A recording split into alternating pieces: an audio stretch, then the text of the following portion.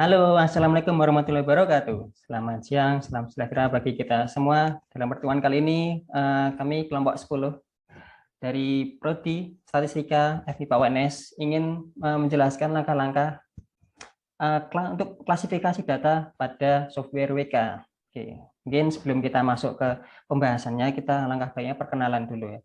Perkenalan dimulai dari teman saya, silahkan. Perkenalkan, nama saya Safira Nanda Pradina dengan NIM M07191093. Lalu saya Sidik Setiawan dengan NIM M07191097.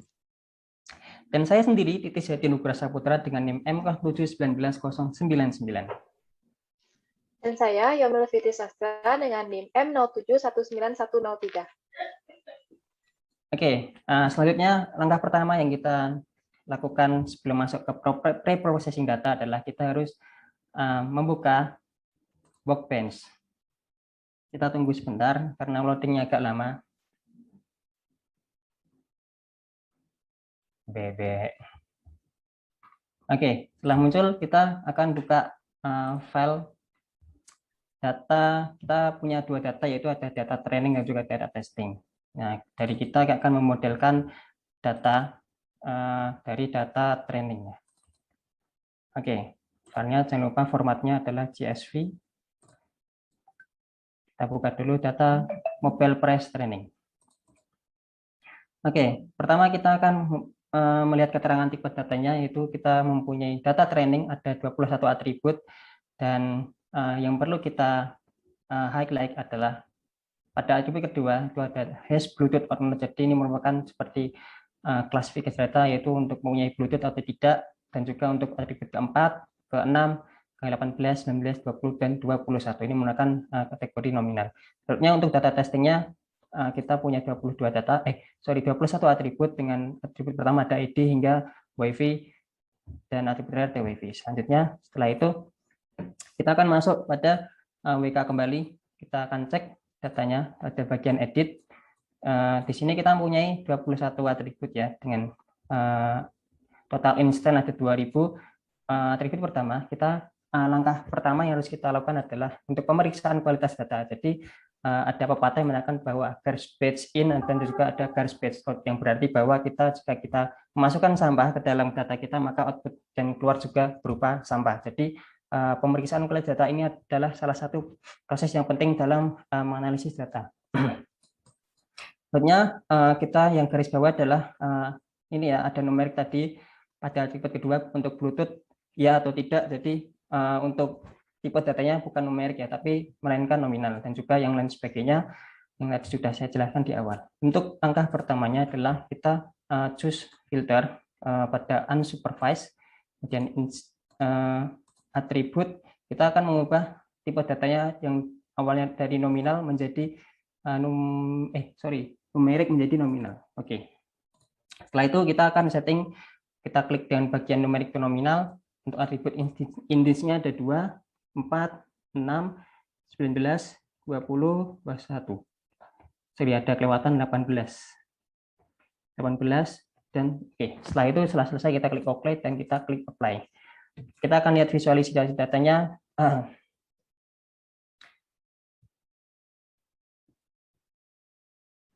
Kita tunggu sebentar ya. Kita sudah jelas ya, karena sudah diklasifikasi seperti ini untuk data awal kita. Oke, selanjutnya akan dijelaskan oleh teman saya. Selanjutnya yaitu langkah kedua adalah mengecek dan menghapus missing value.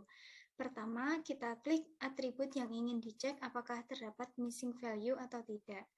Kemudian pada kotak di sebelah kanan yaitu selected attribute, terdapat tulisan missing yang berisikan mengenai informasi jumlah dan persentase missing value pada atribut tersebut. Kita lihat pada atribut pertama, kedua, dan sampai dengan yang terakhir, yaitu tidak terdapat satupun missing value. Kemudian dapat dilanjutkan ke proses selanjutnya. Langkah ketiga yaitu mengecek dan menghapus inkonsisten data. Pada langkah ini dilakukan pengecekan secara manual, yaitu mengecek apakah terdapat data yang bernilai negatif penulisan angka di belakang koma, konsistensi penamaan atribut, kemudian apakah terdapat data entry yang error. Setelah dilakukan pengecekan inkonsisten data, dapat disimpulkan pada layar semua atribut dan setiap datanya sudah konsisten. Maka dapat dilanjutkan ke proses selanjutnya. Langkah keempat adalah mengecek dan menghapus duplikat data. Terlihat pada kiri atas, intens berjumlah 2000. Berarti data kita sebelum dicek duplikat berjumlah 2000. Selanjutnya, untuk mengecek duplikat data, dapat kita klik Choose, kemudian pilih Unsupervised, kemudian pilih Intense, lalu pilih Remove Duplikat.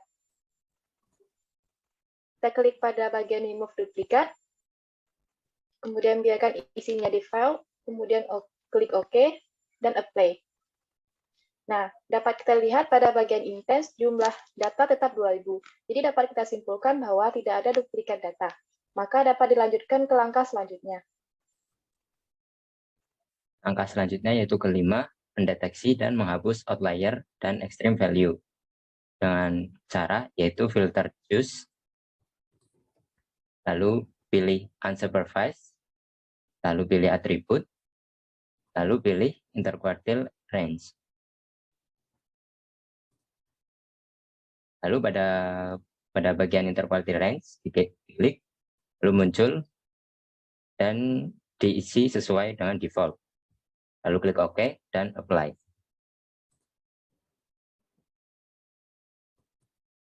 Setelah dilakukan, terlihat pada tabel bahwa tidak terdapat outlier dan extreme value. Lalu selanjutnya yaitu menghapus atribut outlier dan extreme value dengan klik kotak centang pada kotak keduanya, lalu klik remove. Selanjutnya akan dijelaskan oleh teman saya. Selanjutnya yaitu langkah ke-6, mengatasi imbalance data. Pertama-tama kita klik Visualize All yang terdapat pada kotak kanan bawah.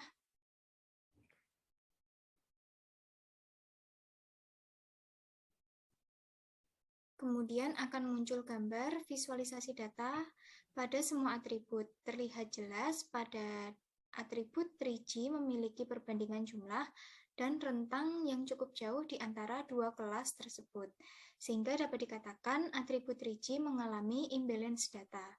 Kondisi ini dapat menyebabkan hasil analisis yang bias jika tidak diatasi.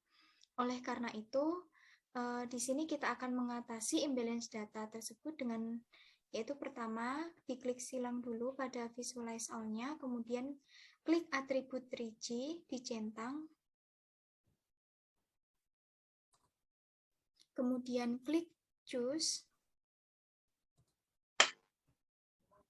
kemudian pilih Supervise, kemudian pilih Instance,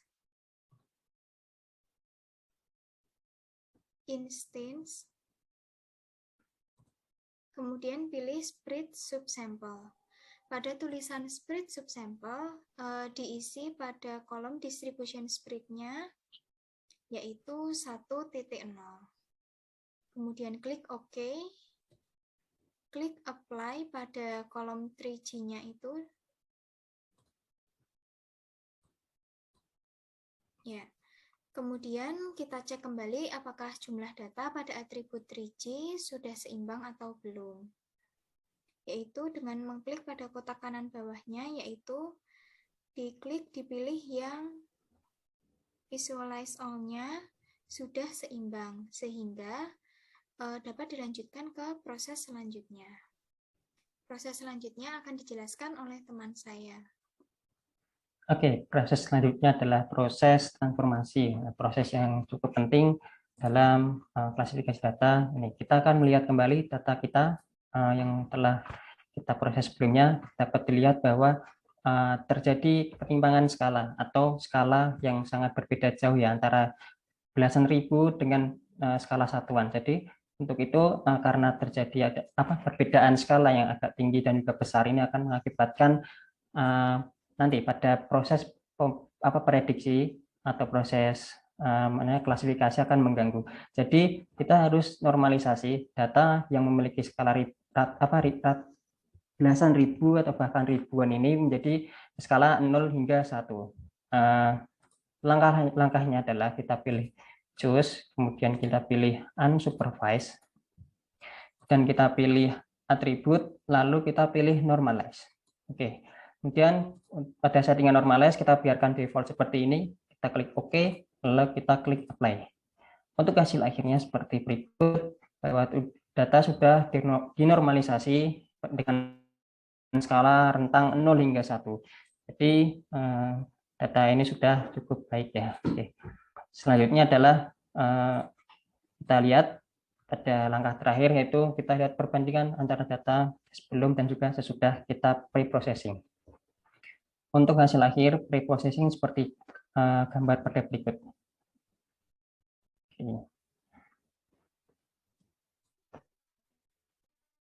Yang dijelaskan oleh teman saya.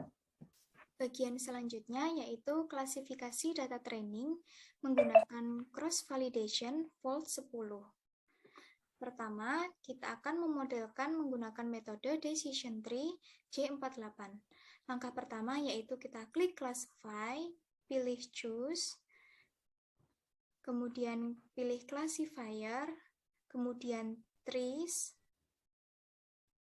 kemudian pilih J48. Kemudian pada kolom yang akan diprediksinya yaitu pada atribut nominal price range, kemudian klik start.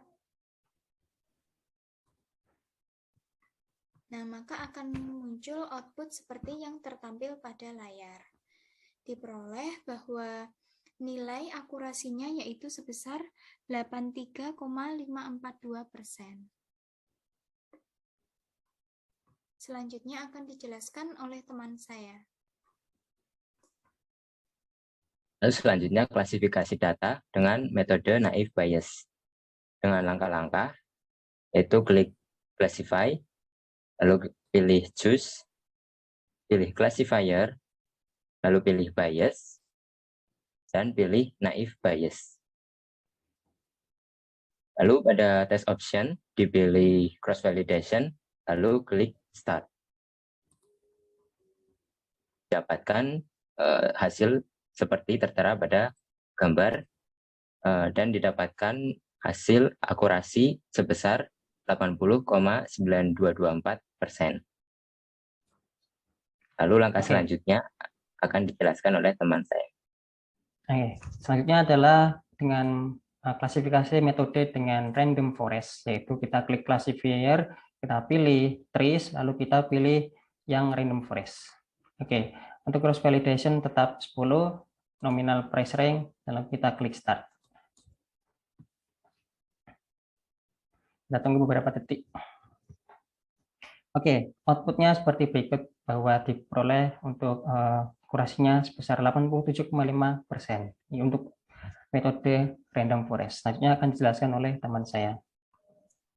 Yang langkah selanjutnya keempat yaitu kita akan memodelkan menggunakan metode random tree.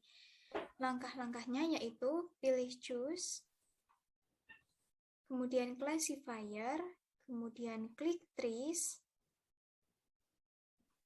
kemudian klik random tree. Kemudian pada test option pilih cross validation, kemudian klik start. Lalu hasilnya akan muncul yang seperti yang tertampil pada layar, di mana nilai akurasinya yaitu 65,0943%. Langkah selanjutnya akan dijelaskan oleh teman saya. Yang kelima adalah model legacy logistik. Langkah-langkahnya yang pertama adalah pilih classify, kemudian klik choose, kemudian pilih pada classifier, kemudian pilih function, kemudian pilih logistik. pada more option jangan lupa dipilih price range, kemudian diklik start.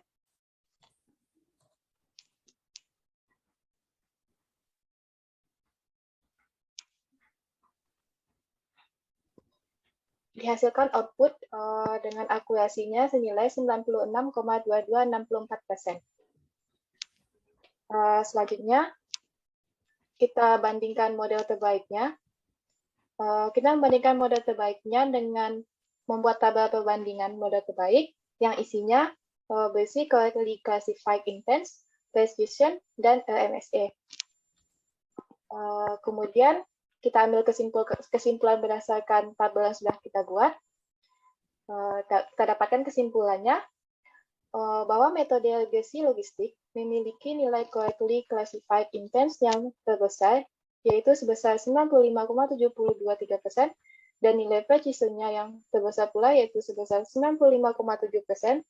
Selain itu, metode regresi logistik memiliki nilai MSA yang terkecil, yaitu sebesar 0,142. Jadi dapat disimpulkan bahwa model terbaik untuk klasifikasinya data harga handphone adalah model regresi logistik. Oke, langkah selanjutnya. Teman saya. Oke, langkah selanjutnya sebelum kita melakukan klasifikasi data, alangkah baiknya kita melihat terlebih dahulu data testing kita terlebih dahulu. Ya, pada Excel sebelah kiri ini merupakan data sebelum kita lakukan pre-processing, sedangkan data kanan adalah sesudahnya. Dan kita dapat simpulkan bahwa ada terdapat ID, ini merupakan data training, dan juga ini adalah data testingnya. Sebelum kita mengklasifikasi, kita harus seragamkan antara atribut maupun dan juga jumlah atributnya. Jika ini memiliki atribut yang berbeda, maka akan mempengaruhi proses nanti klasifikasinya. Pada data testing kita kan mempunyai data ID, jadi tidak diperlukan sehingga perlu dihapus. Kemudian pada data testing kita kan data training memiliki price range. Nah, price range-nya ini, dan juga price range tersebut pada data testing kita tidak memiliki atributnya. Jadi kita membuat atribut baru pada data testing kita. Setelah itu kita lakukan setelah kita seragamkan antara data training dengan data testing, maka kita akan dapat masuk ke langkah klasifikasi. Pada sebelumnya kita peroleh bahwa model terbaik adalah model logistik, maka kita akan masuk ke langkah klasifikasi itu, klik dengan supaya test set, kemudian kita pilih set, kemudian kita akan buka file data training kita, data testing kita, yaitu pada dengan format ARF. Oke, kita peroleh, dan jangan lupa kelasnya nominal price range. Kita close, lalu kita start. Kita yes saja, kemudian kita peroleh hasilnya seperti berikut. Oke, ada ini atributnya semuanya aman ya. Untuk tipe datanya kita sudah sesuaikan, price range nominal dan juga dan lain sebagainya. Jadi kita lanjut ke klasifikasinya. Bagaimana cara untuk memperoleh output prediksinya? Kita akan pada bagian result list kita klik kanan, lalu kita klik visualize classify errors, kemudian muncul visualisasi seperti berikut. Kita biarkan default saja, kita sedikit perbesar filternya. Nah, tersebut terdapat pengelompokan data. Selanjutnya kita save saja, kita kasih nama hasil prediksi, lalu kita tempatkan terserah di data saja. Oke, hasil prediksi kita saja, kita close karena tidak diperlukan. Selanjutnya kita kembali ke beranda pada WK. Untuk memunculkan output prediksi kita pilih menu tools, kemudian kita pilih ARF viewers. Untuk kita buka data hasil visualisasi sebelumnya, yaitu pada kita cari dulu lokasi filenya.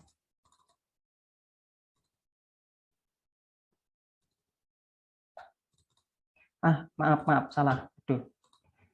Bukan yang itu ya, salah pencet. Kita ulang lagi. Open DC semester 6 sudah semester 6 dulu. Musik 1, terus kita hasil prediksinya kita keluarkan output seperti berikut. Nah, kita akan geser ke kanan, kita lihat bahwa dapat prediksi price ring-nya. Nah, outputnya seperti berikut, terdapat ada yang memiliki nilai 0, 3, 2, 1, 0 yang berarti bahwa memiliki harga handphonenya murah, kemudian harga handphonenya sangat mahal, memiliki itu pada angka 3, angka 2 sedang, dan juga 1 rendah. Oke, kalian bisa nge-save-nya adalah bentuk lain seperti CSS, CSV atau JSON dan lain sebagainya. Jadi seperti itu untuk klasifikasi data harga handphone dari kelompok kami menggunakan beberapa metode, yaitu metode naive Bayes, random tree, random forest, dan lain sebagainya. Dan sebagai berikutlah hasilnya, kita perbesar saja ya. Kita yang pakai adalah yang predik price ring-nya. Ya, seperti itu dari kelompok kami. Nah, sudah muncul semua ya, jadi sudah aman. Oke. Ya, mungkin cukup sekian pembahasan klasifikasi data menggunakan software WK pada kelompok 10 dari kami. Jika ada salah kata, mohon dimaafkan. Mungkin saya akan tutup langsung aja. Wassalamualaikum warahmatullahi wabarakatuh. Terima kasih sudah menonton. Jangan lupa like, subscribe, dan juga like channel ini ya. Oke, terima kasih.